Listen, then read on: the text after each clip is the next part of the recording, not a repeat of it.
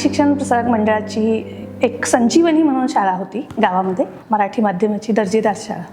म्हणून मग तिकडे बरेच विद्यार्थी या बाजूनं येत होते.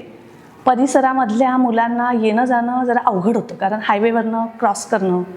तर त्यासाठी मग त्यांनी असं ठरवलं की आपण हे सगळं जे आहे हे करण्यापेक्षा एक बस सुरू करावी. मग बसची मागणी केल्यानंतर संस्थेचं असं म्हणणं, बस सुरू करण्यापेक्षा आपण शाळा सुरू केली तर काय हरकत आहे. सुरुवातीला 2005 शाळा सुरू झाली. तेव्हा छोट्याशा एका गाळ्यामध्ये आम्ही सुरू केली होती. तेव्हा विद्यार्थी संख्या होती अवघी 45. मग नंतर शाळा वाढली, अर्थातच पहिली सुरू झाली आणि मग 2-3 वर्गखोल्या असतील असं एक रेंट म्हणजे भाडेतत्वावर आपण ते घेतलं. आणि मग संस्थेने आम्हाला नवीन जागा वगैरे उपलब्ध करून दिली. मग नंतर हळूहळू वरचा मजला आणि मग 2012 जेव्हा आम्हाला असं कळलं की शाळेला मान्यता मिळत नाही आहे म्हणजे, तर मग ती शाळा अर्थातच अनधिकृत म्हणून म्हटलं गेली. आणि मग अशा वेळी काय करायचं, तर पालकांना आम्ही सांगितलं, कन्व्हिन्स केलं की तुम्ही इंग्रजी माध्यमात मुलं टाकले तर काय हरकत आहे. पण तेव्हा पालक इतकं म्हणजे कौतुकास्पद आहे की आपल्या परिसरातले सिन्नरमधले पालक अतिशय तेव्हापासून जाणकार होते, त्यांना मराठी माध्यमाची खूप ओढ होती.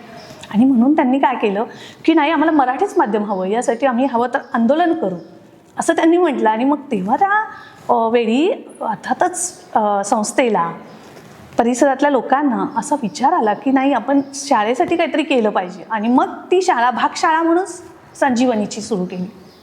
आणि मग 2012 नाईलाजाने स्वयंअर्थसहाय्यित शाळा म्हणून मान्यता घेतली. विशेष म्हणजे या शाळेमध्ये ना संस्कारक्षम विद्यार्थी घडवण्यामागे आम्ही जास्तीत जास्त प्रयत्न करतो. मग यासाठी आपण जास्तीत जास्त मुलांना श्लोक, स्तोत्र, त्यानंतर अगदी भगवद्गीतेचे जे काही अध्याय आहे त्या अध्यायाचे अध्याय मुलांचे पाठ आहे.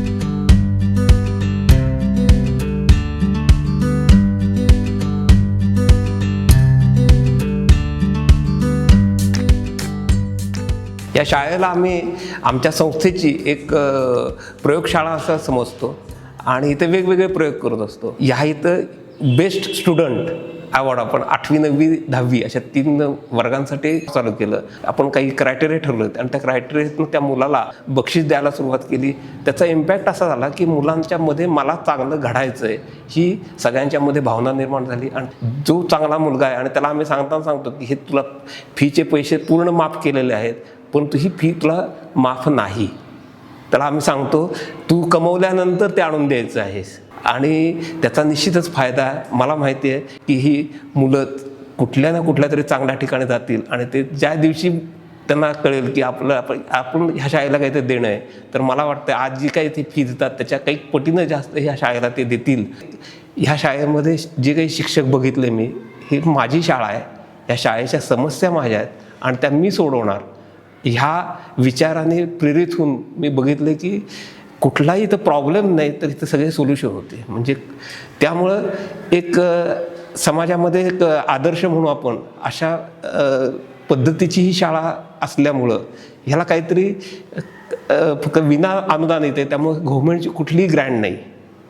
तर म्हणजे ही आत्मनिर्भर, आणि मला आत्मनिर्भर ह्या शब्दाशी मला फार आवडते, कारण मी स्वतः उद्योजक असल्यामुळं कुणीतरी येऊन माझी प्रगती करेल असं मला कधी वाटलं नाही. तर आपली प्रगती आपण करायची असते आणि ही शाळा त्या मार्गानं जाणारी होती, त्यामुळे ह्या शाळेला आपण काहीतरी मदत करायची असं एक माझ्या डोक्यामध्ये आलं. आणि ह्याच एका विचारानं ह्या शाळेचा पहिला मजला जो आहे तो आपण बांधून द्यावा आणि समाजामध्ये आपण जर गेलो तर 2रा 3रा मजला पण कंप्लीट होईल अशी एक आशा ठेवून मी याच्यामध्ये हात घातला.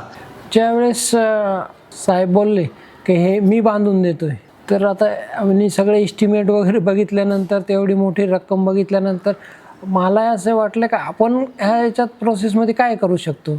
तर म्हटलं आता आपण त्यांनी मटेरियल दिलं, तर लेबर कॉस्ट दिली, तर आपण जे आपले लेबरला लागणारे तेवढे ॲक्च्युअल पैसे घेऊ आणि बाकीचे सुपरविजन चार्जेस म्हणा किंवा बाकीचे अदर प्रॉफिट असेल तर तो न घेतला तर आपलाही कुठंतरी त्या गोष्टीत एक हातभार लागेल आणि बांधकाम पूर्ण होण्यास मदत होईल. हे इथून मी ते केलं. आपल्या मराठी माध्यमाच्या शाळा बघितल्या, जुने कौलारू किंवा पत्र्याच्या शाळा, त्याप्रमाणे मुलांच्या मानसिकतेवर ते बिंबवलं जाते काय हे आर्थिकदृष्ट्या दुर्बल घटकांची शाळा आहे काय असेल. तर त्या दृष्टीने विचार केला तर एक अद्ययावत इमारत असेल तर मुलांची मानसिकता प्रसन्न राहते, त्यांना त्यांच्या परिसर स्वच्छ मिळतो. त्यांना असं वाटतं की आपण इंग्रजी माध्यमाच्या लेवलच्या शाळांमध्ये शिकतोय किंवा तेच इन्फ्रास्ट्रक्चर आपल्याला मिळतं आहे, त्या सुविधा मिळत आहे. तर त्या सुविधा मिळाल्या तर नक्कीच विद्यार्थ्यांना तो फायदा होईल. तर हे स्ट्रक्चर जे आहे तेच भूकंपाच्या रोधक बनवलेलं आहे. पण त्या व्यतिरिक्त आपण शाळेत अडचण येऊ नये म्हणून आपण दरवाजे जे वापरलेले ते पब डोअर साऊंडप्रूफ दरवाजे वापरले की जेणेकरून क्लासरूम जवळजवळ असता एकमेकाचा आवाज तिकडे जाऊ नये म्हणून.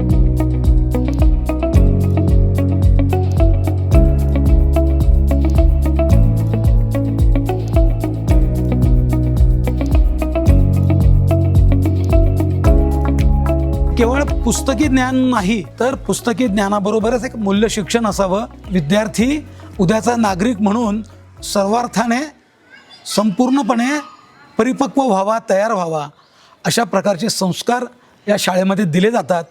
पुस्तकी शिक्षण तर अतिशय उत्तम दिलं जातंच, परंतु त्याचबरोबर विद्यार्थी घरी आणि बाहेर कशा पद्धती त्यांनी वागावं, कशा प्रकारे वर्तन ठेवावं या सगळ्या गोष्टींकडे येथील शिक्षक वर्ग बारकाईने लक्ष देतो.